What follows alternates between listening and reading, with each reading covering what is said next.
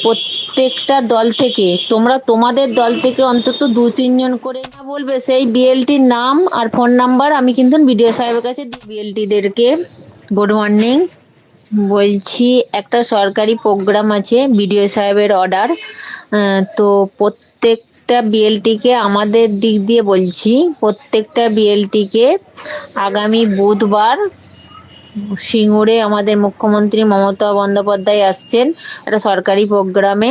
কালকে বিডিও সাহেব ডেকে মিটিং করেছেন এবং আমাদেরকে বলেছে যে মানে এসএসজি গ্রুপের মেয়েদেরকে যেতে হবে, ঠিক আছে?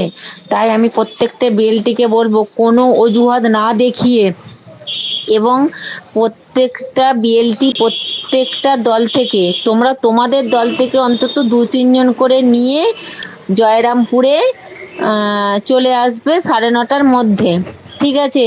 প্রত্যেকটা বিএলটিকেই বলছি যেতে হবে। আর যে বিএলটি যাবে না, মানে এখানে তো যাওয়ার কোনো যাবো না বলে কোনো তো প্রশংসা নেই।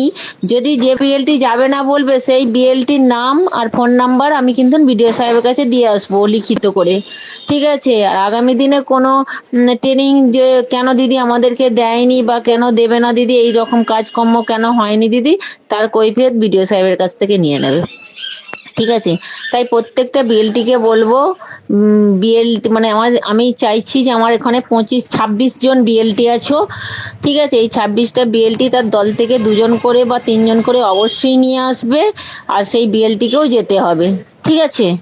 বিএলটি, আইটিসিআরপি, এসআইএসডি, এফএল, যে সমস্ত মানে আমার 26টা সব রকম মিলিয়ে আমার 26টা পানিমিত্রা, আমার সব রকম মিলিয়ে 26টা বিএলটি আছে।